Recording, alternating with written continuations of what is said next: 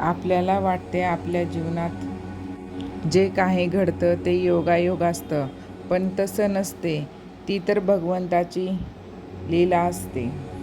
कधी कधी आपण एवढी मेहनत करतो पण यश मिळत नाही, आणि कधी कधी काही न करता ते आपल्याला मिळतं, किंवा सगळं आपल्या बाजूने आपल्या मनासारखं घडतं.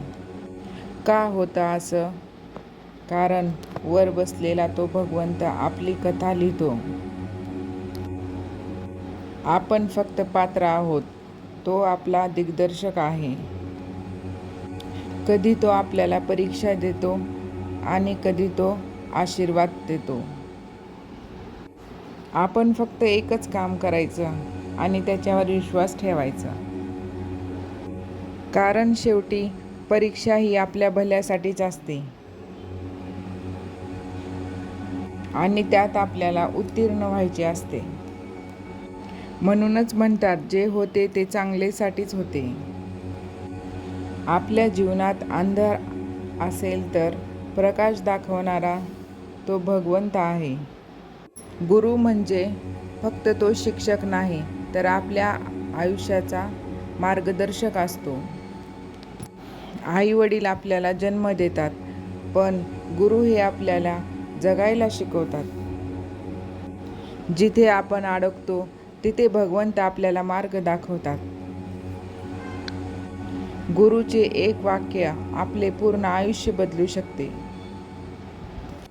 पण लक्षात ठेवा की गुरुच्या शब्दावर चालणारा तोच खरा शिष्य होय. म्हणूनच म्हणतात, गुरुविना ज्ञान नाही आणि ज्ञानाविना मुक्ती नाही,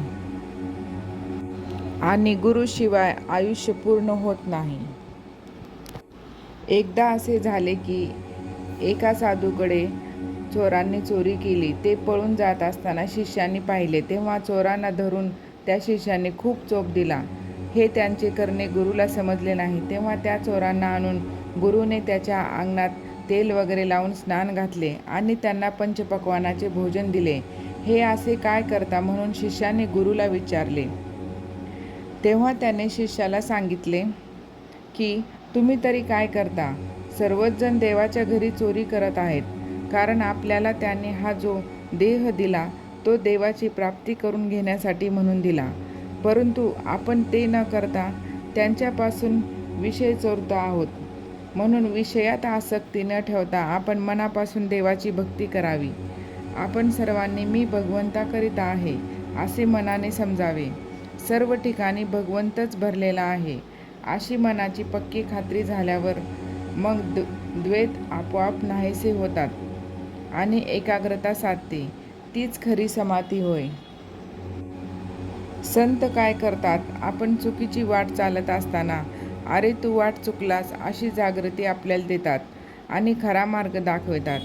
ते सदा सर्वदा समाधी सुख भोगीत असतात आणि नेहमी भगवंताविषयीच सांगत असतात. भगवंताच्या लीला पाहणाऱ्यांनाच खरा आनंद मिळतो.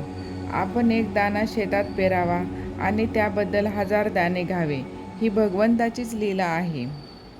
भगवंताच्या ठिकाणी जे जे आहे ते ते सर्व आपल्या ठिकाणी आहे. जसा मारुतीमध्ये देवांश होता तसा तो आपल्यामध्येही आहे. त्याने तो फिलविला, आपण तो झाकून विझून टाकला. मारुतीचे ध्येय डोळ्यासमोर ठेवावे. त्याचे ब्रह्मचर्य, भक्ती, दास्य आणि परोपकार करण्याची तऱ्हा या गोष्टी आपण शिकाव्यात. मारुती सर्व सृष्टी रामरूप दिसली. हेच खरे भक्तीचे फळ आहे.